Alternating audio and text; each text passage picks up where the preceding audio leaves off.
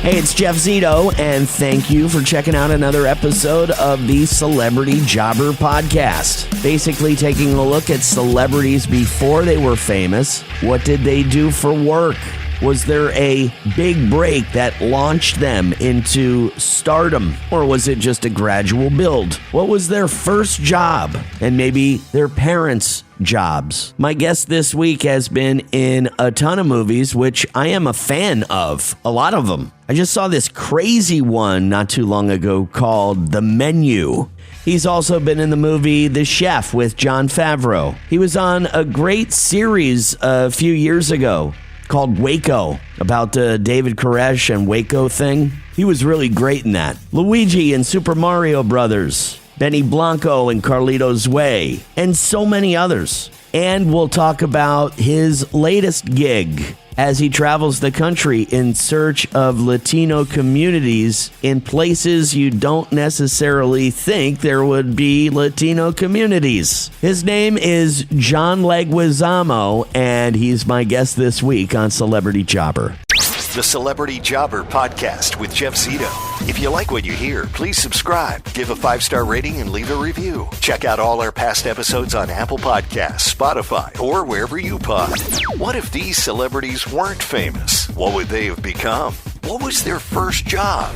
We're about to find out. This summer, Instacart is bringing back your favorites from 1999 with prices from 1999. That means 90s prices on juice pouches that ought to be respected, 90s prices on box mac and cheese, and 90s prices on ham, cheese, and cracker lunches. Enjoy all those throwbacks and more at throwback prices.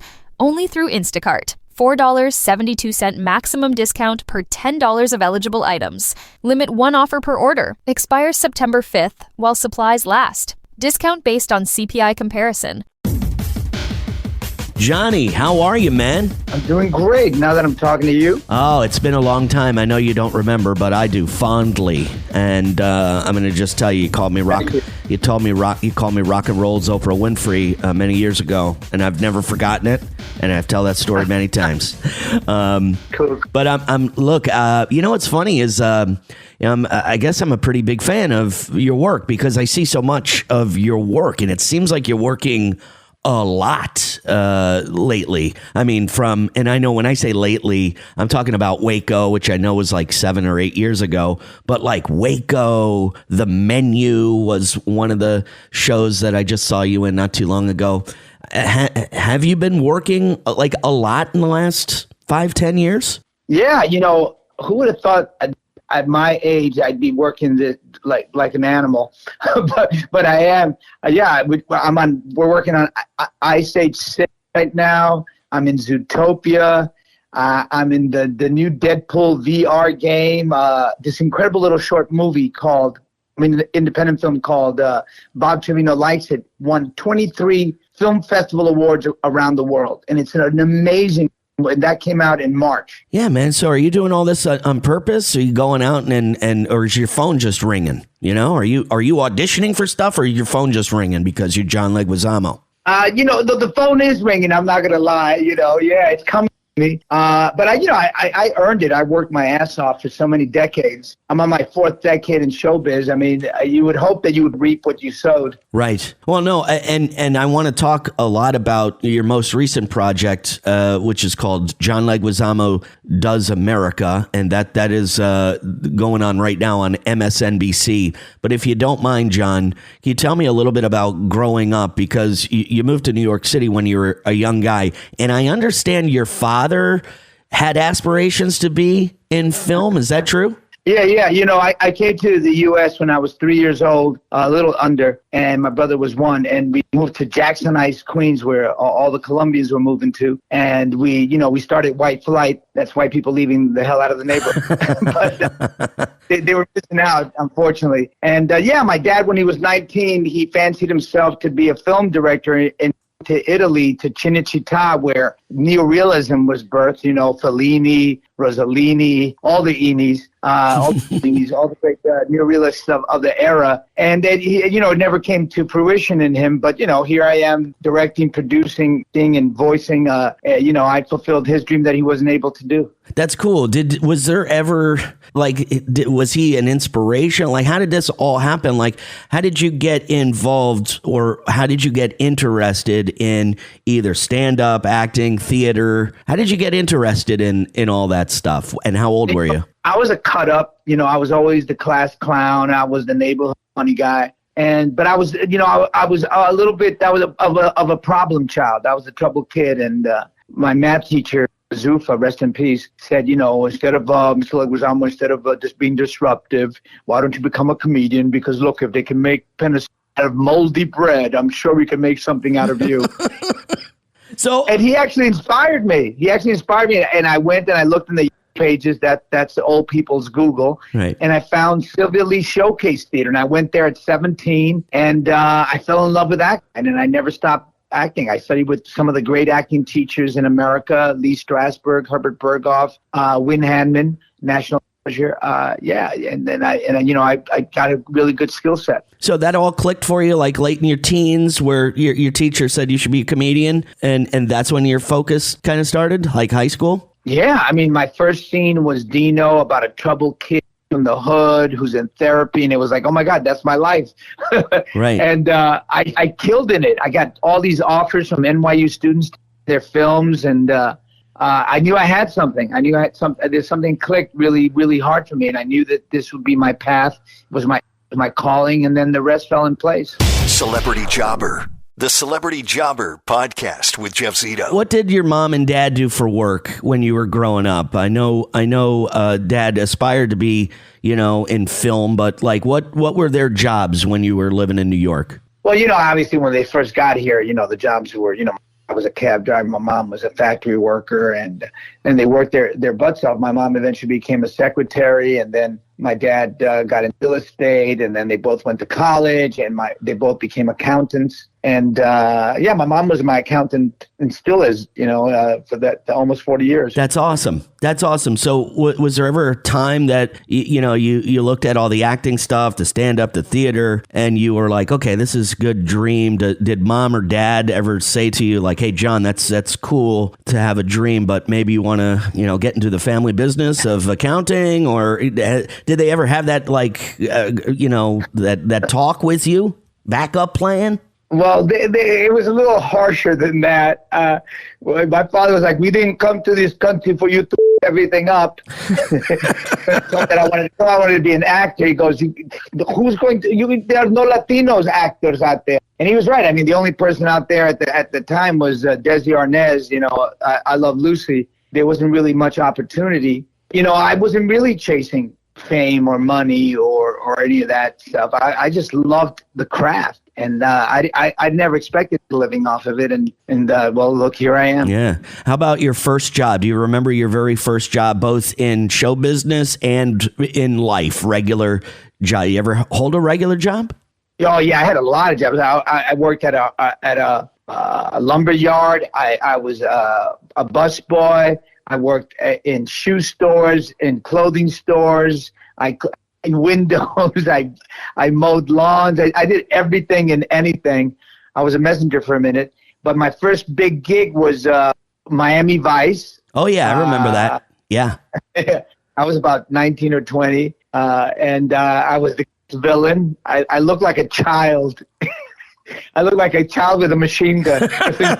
Yeah, almost like Chi-Chi, Man, I got to tell you, what about, was there something, did you have gradual success? Like you worked at it for so long, you had gradual success, or was there a big break? Was there a moment, a phone call, something like, the big break, the pie in the sky dream phone call that changes your life? Was there anything like that in your life? Not that doesn't really happen like that. I mean, well, it didn't happen like that for me because it was difficult, you know. I mean, there was a thing called the Ross Report that came out when I was a young man in my 20s trying to be an actor, and it came out Mondays, and it would tell you all the roles available in television. And it was like Jim Crow, man. In the 80s, it would say white actor, white doctor, white lawyer, white lover, drug dealer. And I would ask my agent, let them see me. Let me do my monologue for them. I know I'll convince them, but they wouldn't see you.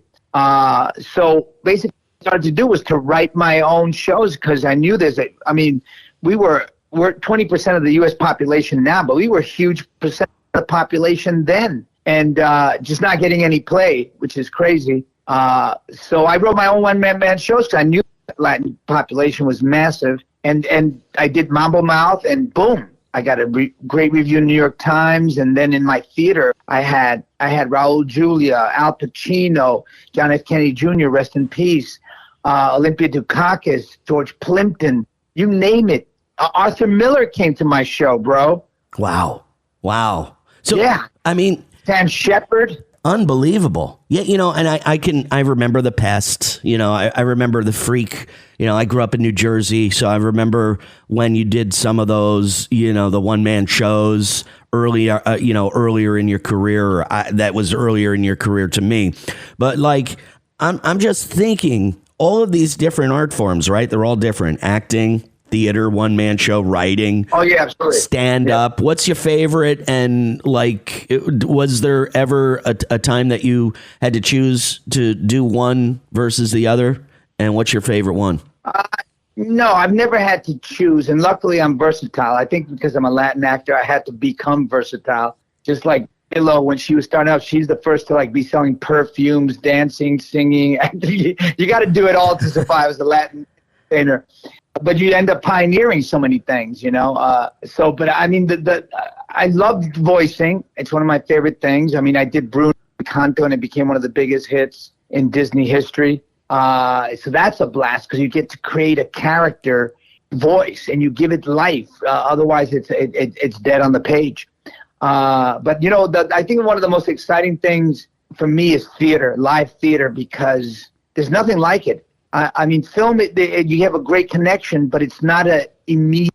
You don't feel like, I don't know, theater feels like religion to me. It feels like the response from the audience and the communication, and it becomes a memory and experience that's unforgettable. The Celebrity Jobber Podcast with Jeff Zito.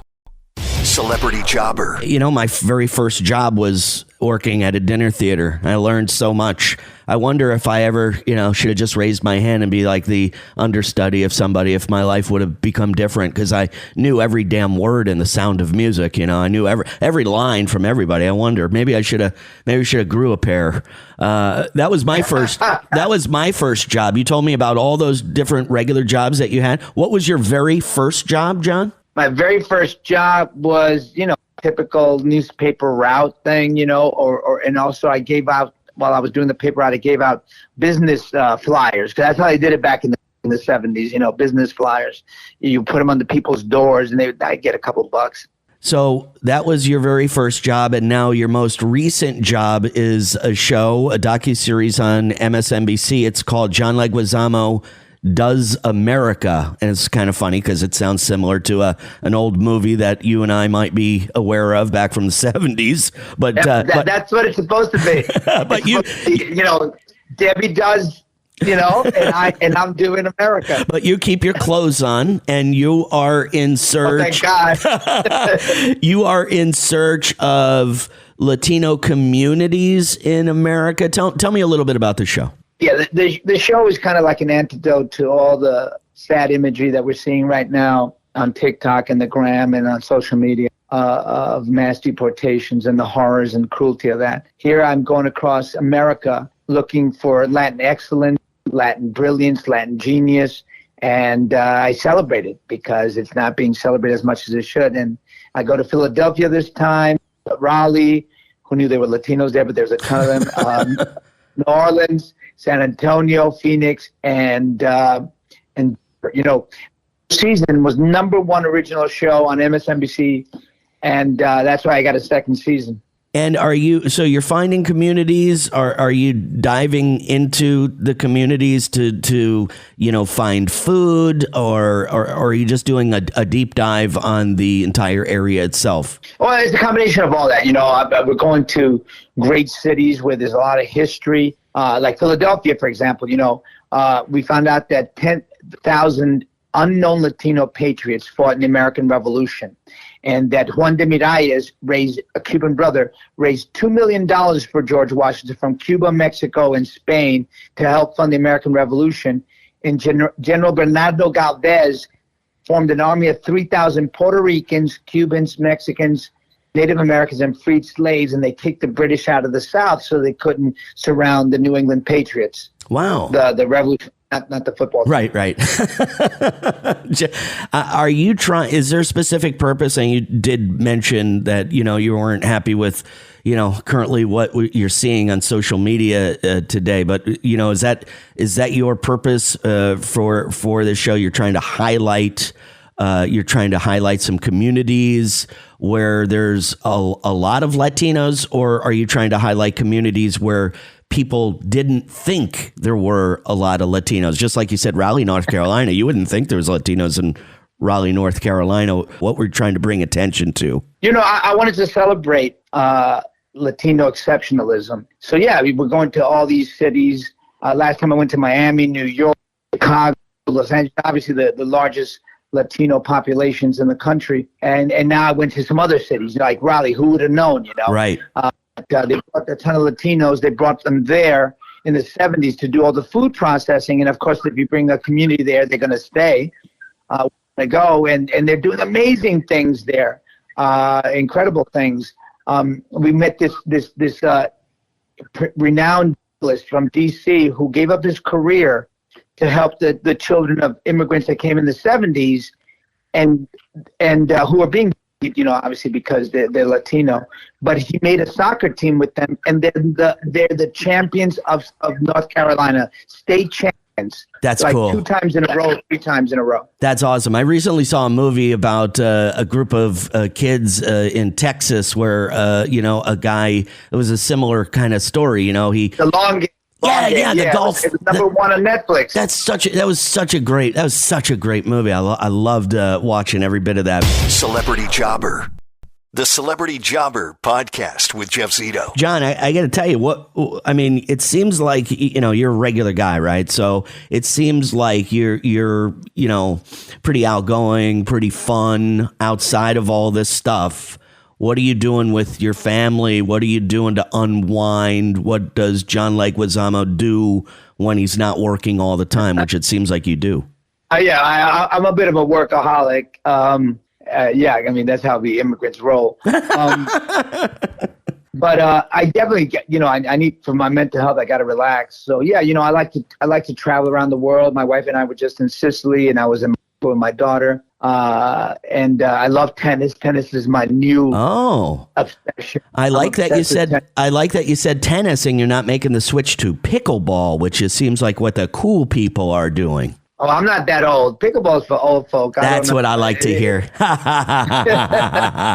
Okay, but the new sport that I'm loving is padel. This Mexican guy invented this new game, padel, that's the rage with young people. It's it's a mixture of paddleball, pickleball, and tennis, and you hit it around 4 plexiglass walls. It's more for young folk because it's such a fast-moving ball. But I'm trying to keep up with the kids. Have you ever heard of highline? Do you remember that sport? It was like kind of big in Tampa. Yeah. You used to bet on Native American game. Yeah, you used to bet on those guys. It was pretty awesome. What about your? I remember. Yeah, I have them on Sundays. I know. I used to love that stuff. What about your brother? Are you from a big family, John? Big brothers, a lot of brothers and sisters. And what do they do for work? Anybody else in show business? Yeah. My sister is a producer. My sister is an actress. My brother is a masseur. I got a lot of family in different fields. Awesome, man. Well, look, I really appreciate your time. I know it's valuable. And John Leguizamo Does America. That's on MSNBC. What day and time, John? It's this Sunday at 9 p.m. Eastern And this on is MSNBC. And this is season number 2 of John Leguizamo Does America. Number 1 on Peacock. Awesome, man. Season 1 on Peacock. Hey, thank you. You just so happen to be on the number 1 music interview podcast in America. I don't know if you sing or dance, but any musical ability in your life? I play Spotify real well. John Leguizamo, always a pleasure. Thank you so much. Much love, man. Peace out. Yeah, I really like this guy's story. You know, John Leguizamo came from Colombia when he was a little kid, and his mother and father, when they first got to the States, his mom worked in the factory, his dad drove a cab. They ultimately ended up going to college, getting an education. They both became accountants. John's mother is still his accountant to this day. I think that's a pretty incredible story of an immigrant coming to this country, you know, doing what they have to do to survive in the beginning, but then getting educated, going to college, getting their degree, becoming an accountant. I mean, I really think that's a great story, and probably a reason John Leguizamo, you know, became relentless in his desire to be in show business. I do remember growing up in New Jersey, and he did these one-man shows. I do remember these vaguely. I think it was Mambo Mouth that John said, more or less, his big break. You know, he said playwright Arthur Miller came to the show. Al Pacino, John Kennedy Jr. I mean, I thought that was pretty incredible, and, you know, more or less kind of put him on the map, his one-man shows. He loves the art of theater, is what he said, his favorite medium of, you know, showbiz world, as, you know, he's a stand-up, he's an actor, a playwright. A lot of brothers and sisters, and some of them are in show business as well, which I didn't know. First job, just like a lot of guys, paper route. But he had a lot of jobs. John said he worked in a lumber yard. He was a bus boy. He did a whole bunch of stuff. But his first acting gig was a 19-year-old Latino with a machine gun on Miami Vice. I thought that was pretty cool, and I do remember him being in that. Not when it actually happened, but seeing it in the reruns years later. And his latest job, John Leguizamo Does America. He tours different Latino communities like Raleigh, North Carolina, San Antonio, Texas, Phoenix. Actually, I think this week's episode happens to be in Phoenix. That's 9 p.m. Sunday night, MSNBC. Really cool guy. John Leguizamo. And thank you so much for checking out another episode of the Celebrity Jobber Podcast, streaming on Apple Podcasts, Spotify, iHeart, or wherever you listen to your podcasts. You can follow on Instagram, celebrity_jobber_podcast, or youtube.com/the@celebrityjobber. Please subscribe. Would love a 5-star rating, and please leave a review. Past guests and episodes are online at celebrityjobber.com. And a great episode next week with psychic medium John Edward. It's going to be a really good one. Thanks again for checking out another episode of the Celebrity Jobber Podcast. Until next week, I'll see you then. I'm Jeff Zito.